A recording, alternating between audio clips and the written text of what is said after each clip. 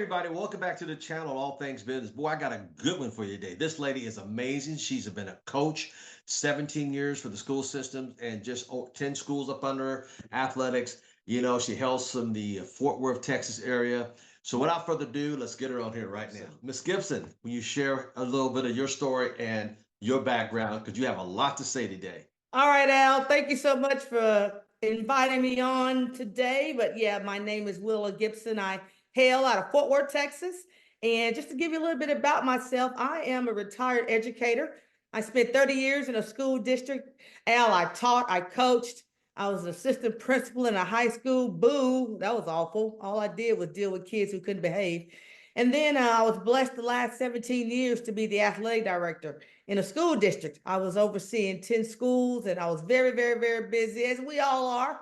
But when someone introduced network marketing to me back in 2005, I took a look and I took a chance. And thank God today I was exposed to network marketing, and I retired in 2013. I have a great family. I have a daughter that's 34 years old, a son that's 31 years old, a great son-in-law, and a beautiful 2-year-old granddaughter named Ava.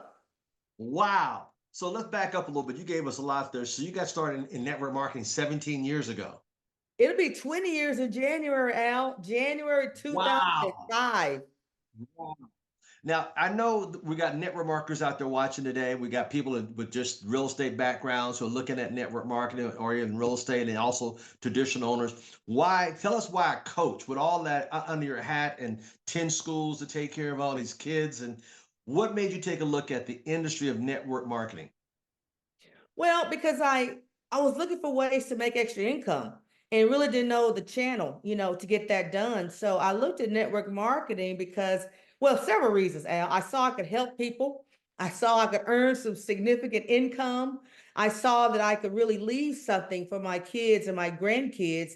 But I had never done network marketing, but I knew I could take a chance on me. I knew my work ethic, and it was a nice fit for me, I got in. I jumped in with both feet. And I was working a full-time Wow. job. I worked a full-time job, Al, and did my business on the side for 8 years before I retired. Wow. So let's go back. That's a beautiful thing. So you didn't quit your job, like you said. So people always think they got to quit their job. So you did it part-time around your schedule. How much time would you put a day around your schedule, would you say, in the first year, couple of years? Just roughly. About an hour a day. About an hour a day. Yeah, Because I remember about telling an hour my a day. husband I don't have a lot of time. So that's what I committed to doing, was about an hour a day. Really, Al, at the beginning, it was about an hour a week, to be transparent. Yeah. Well, see, people don't, that's what I'm trying to get across. I know for me, when I started, I put an hour a day my first year part-time, like you're talking about. And people don't realize they can start with that small amount of time and build over time, compounding, and it could be full-time in a few years. So what would you say, how many years down the road would you say that you had an inklet, hey, now it's time for me to do this full-time? When did that come upon you?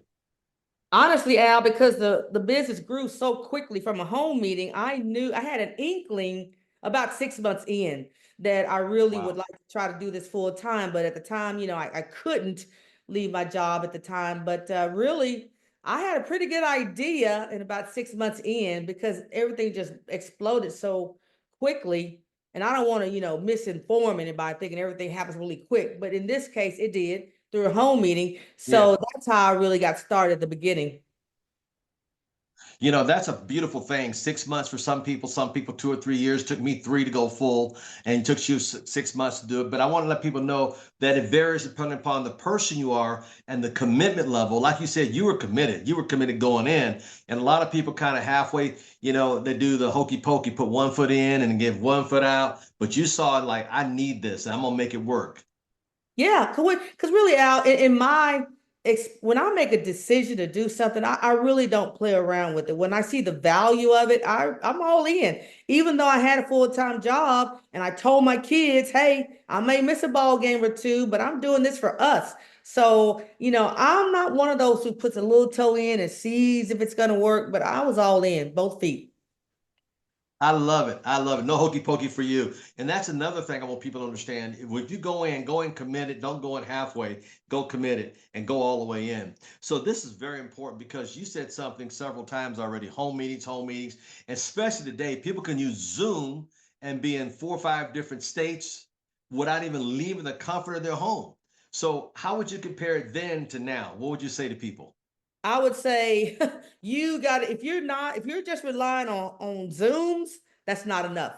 And now that we're Yeah. past COVID and post COVID and people are getting out and doing everything else they want to do right now, it's time to get back belly to belly, eyeball to eyeball. I'll give you my example. When we started in January of 2005, some friends of mine and I decided we're going to do home meetings. We didn't know what the heck we were doing. That's when we had the flip charts and we did a home meeting. Al, nobody showed up the first meeting. So me, the homeowner, and my upline said, no, this isn't gonna work. We all vowed to have at least 2 people apiece at the next meeting. And we did the next week. Al, that meeting grew so quickly that we would have 60 people in the house. Neighbors were complaining, cars up and down the road. And out of that one home meeting, Al, grew 5,000 people on my team out of Houston. To this day, I don't even know those people, but I'm still getting paid on their electricity bills. It's amazing how that works. Isn't that crazy? Years later, decades later, you're still getting paid on something at one time. And that's the power of leverage and the power of residual based income in the industry that is, network marketing. That's powerful.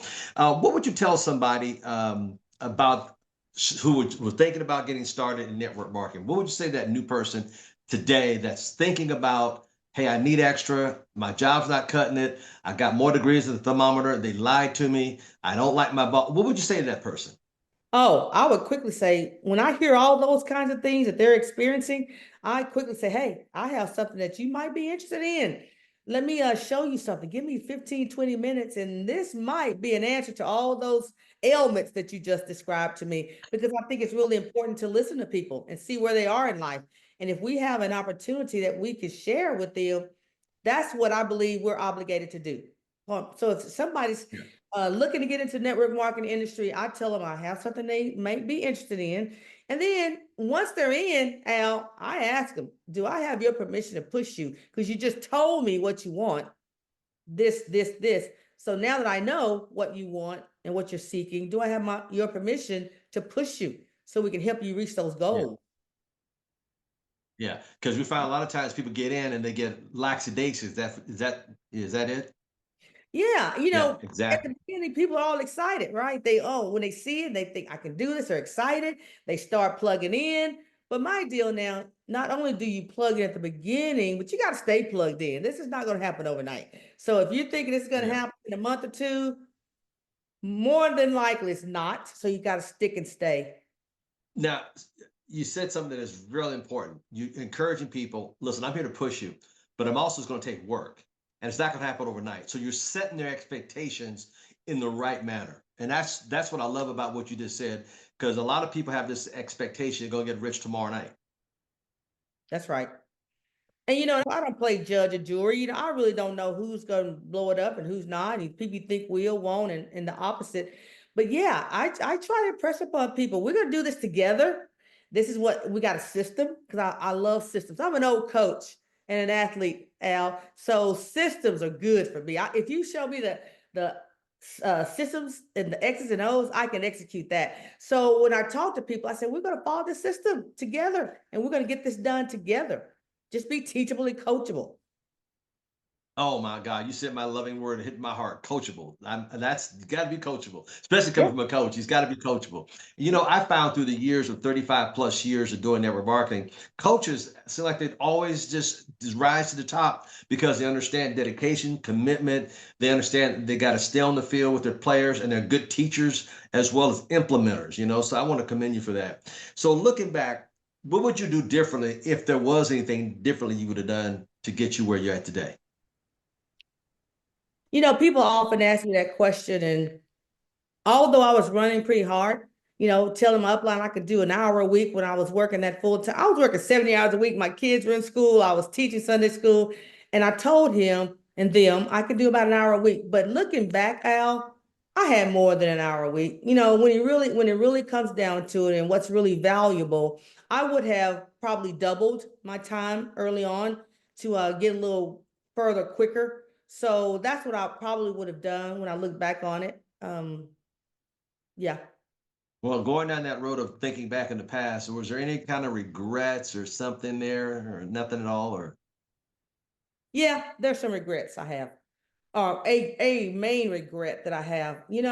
People say what they want, Al, and they want to get and go and be and have more, but are they really willing to put in what's necessary? So my regret is just trying to beg people and drag people, and I did that for about my first 2 or 3 years. But to find Mhm. out that they really didn't want it that badly themselves. I wanted more for them than they wanted it from themselves. And now I don't beg people now. I don't drag. If you're gonna come in, let's go. Because you've got me. I'm gonna help you. But if you're playing around, no, not anymore. I don't go down that rabbit hole, not anymore. Yeah, the longer I've been involved with the industry, the less talent, less time, or less. What can I say? The less we'll put up with that stuff. We just don't have time for it Mhm. because let's get with the players who want to play, and the other ones sit on the sideline. Yeah, And what I I found, it appreciate. doesn't take that many. It doesn't really take that many people, is what I found out. So I'm looking, I'm more of a sorter. That's something I wish I'd done, Mhm. heard a little bit earlier. I'm more of a sorter now than I was when I first started. In fact, I'm gonna interview some people a little bit to see where their headspace is, if they're really serious. Now I know I can't judge that 100%, but I can get a pretty good idea if they're really serious about what we're about to embark upon. Now, how many years have you been involved in network marketing at this point? So January 5, it'll be 20 years. So very close to 20 years. 20 years. That's amazing. I love that because, like I said, you know what you want. You're just sorting. My billionaire mentors out of Dallas, Texas, Kenny Troutwood always says, all you need is six to get to the top, and all you're Wow. doing is sorting. Love it. I love it. A few good men and women. That's right. A few good of either. That's right.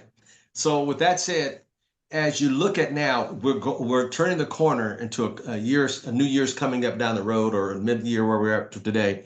What are some of your goals for the future right now at your stage and point in your life and career in network marketing? Well, I'm still all in. I'm 61 years old and I think, okay, well, when I'm about 65, No, am you're I? not. Yeah. No, I'm you're like, not.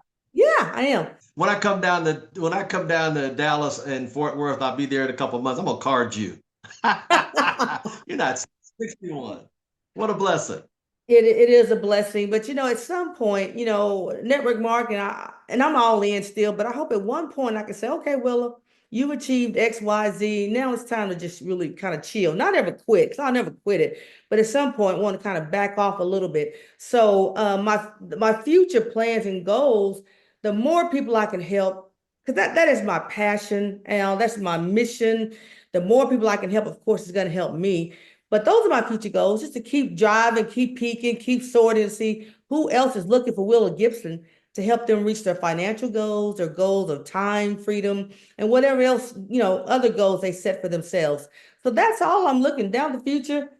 Of course, more money will come with more people that I help, but that's really my main focus. Who can I help? You sound like me. Sound like me a little bit, or should I say, I'm sounding like you a little bit, because one of my biggest prayers every morning, God, who do I need to know, and who needs to know me today? Because Amen. I'm it's all so about impressed. helping. And I'm so impressed you were out helping feed the hungry and the homeless the other day. That's inspirational to me, Al. Yeah, that's what I usually do on Saturdays, and a lot of things I do quietly. I don't share with a lot of people. But when you call me, then I answer the phone because it was your call coming in, so I wanted to answer it. Yeah, Saturdays are one of the days I go down to the shelters, and our church, we feed about 180 cars come through. We pack food and give it out to people, and then some people you see them every week, month after month. It's amazing to me. But then again, like I say, it's just who am I? And it gives me not say give back, because first of all, nobody took it, so there's nothing to give back. It's a way of me giving and a way of me being humble enough to let people see what success is. We're successful because It's what we do to help people. Like you said, it's like your passion, your mission. And that's one of mine as well when it comes to the personal side. And it's also, it humbles me enough to say, God, thank you every morning. I'm grateful. There's a car that comes through every week. This guy drives a nice Tesla. And I'm saying, wow, does he have his priorities mixed up? He got a nice car, but he's got no food. And there's so Wow. many people like that. And as more and more people are hurting today, as you know, usually the first and the 15th of the month, the lines are not as long because everybody got paid or they got their insecurity check, social security check, or well, whatever kind of check. But usually those other weeks, people are lined up for blocks when I pull up in the morning, and it's amazing. I'm there for a couple hours doing this. But Wow. yes, so we all have to. Yeah, so I'm grateful. I'm really grateful, and it gives me a humbleness to keep me humble. And one of my biggest prayers for people when they start making big money is to stay humble. You know, not coming through the door, the head so big you got to put grease on it to get it through the door, but just to stay humble because things could change on a dime, and we're so blessed. So this is what that's one of my little things I like doing on a Saturday, I love the and then I take my time. Go, I go love ahead. the insecurity check. I haven't ever heard it referred to that, the insecurity check. Wow. Well, yeah, so people, they're always looking for somebody else's fault, somebody else to take care of them when they don't realize that they have the power within them. So they rather not and have other people be responsible. So, I'm just grateful. I'm just so grateful when I'm not traveling. I love it because it makes it's a part of me that needs to be able to be in touch with people to give and to help others. And I know your heart's there too, because being a teacher as you have and all the other stuff you did around the schools and making sure kids were going the right way, whether their parents are there or not, and you corrected them, whether they're in your class or not, that's a part of you that make you who you are. And that's what draws people to you. The Bible said, with love and kindness have I drawn thee. And you draw so many people because of who you are, and you generate that. And every time I'm around you, I feel the love and the commitment that you have to be a blessing for people. So it's no surprise you're where you are because it just permeates through your whole being, dear. Well, thank you. Thank you for those kind words. Al, I'm not like you. I'm a people person. And in this business, in this industry, you gotta be a people person to succeed here. So thank you for those kind words. I appreciate that. You're very welcome. Now, before we close this out, give me an idea. I know we said it quite a bit tonight, maybe a little bit. What's on your mind? What would you like to share to people who are out there watching and listening? What would you like to share to people or That's a know? great question. And I thought you might ask me that, Al. So I gave that some thought. What I would like to leave as we close this out is I'm gonna go back to my athletic background because I understand that most time when people have talent, talent's good. And really, it's only about 10, 15% talent. The other 85, 80% is really where your headspace is. And I equate that to what's going on with network marketing because we can teach you all the skills. We can teach you the skills, we can teach you what to say, we can teach you how to do it. But if your head and your mindset is not in the right spot, it's going to be a challenge. So, what I want to convey here is get your head right, get your mind right, and believe in you. Because if you got the belief plus the skill set, oh, you're gonna soar. But if you don't have the belief portion, I believe in network marketing. I have fallen in love.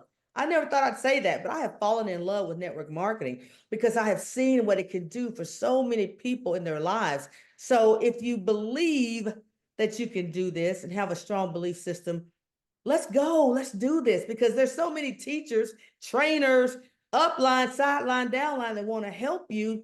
You just got to make the decision that that you can do this.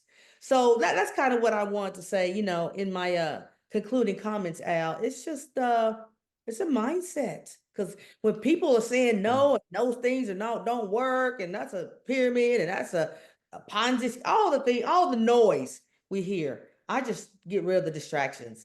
And I want to find people who have the same mindset that I do. And if they don't have it, let's try to create it anyway together. I love it. I love it. Well, I know we've admired each other from the distance for years and years and years and decades. When have you learned anything from me at all that I could take away from here? Man, Al, I've learned so much from you. And you're right. I have watched you for years. I've known about Al Thomas since Excel Day. I've known about Al Thomas for years, and just the magnet that you are, how you draw people, because I see your enthusiasm, I see your energy, I see your no nonsense approach to business. That's what I've learned from you, and that's very admirable, because I have before I was a little soft. Okay, if you don't want to, but I hear what Al Thomas says and what he conveys. If you want this, let's go. If you don't, okay. So thank you so much for your the role model that you've been for me and the inspiration that you've been for me. I truly, truly appreciate it. Well, listen, thank you so much. I enjoyed our short time in Turk and Caicos. We finally got a chance to kind of chat a little bit and break bread, if you will, and get a chance to know each other a little bit better. And you're just an amazing leader. And I tell you what, anybody that's working with you have to understand who they're working with, and a phenomenal leader and coach you are, because you were coaching way back then. I think you came out coaching. And that's Well, something that's generated through who you are, and you will always be coaching no matter what it is. But they can rely upon you, that you know what you're talking about. That's what I admire about you. well, thank you so much for being a mentor, not only to me, Al, but to thousands and thousands of people across the world. And people know Al Thomas. Yeah, well, thank you, dear. I appreciate you. And listen, I appreciate your time. I appreciate you taking time out. Love the background in your home there, and I just want to encourage you to keep on keeping on. For it's quiet now, you don't need that from me, but it's always good when somebody else admires that, can say thank you for what you've done and keep doing what you're doing, and it gives you a little extra gas for your tank, and it just makes you feel better. So thank you so much for your time. God bless. We'll talk at you soon. Thank you. Okay, Al, thank you. It's been all my pleasure.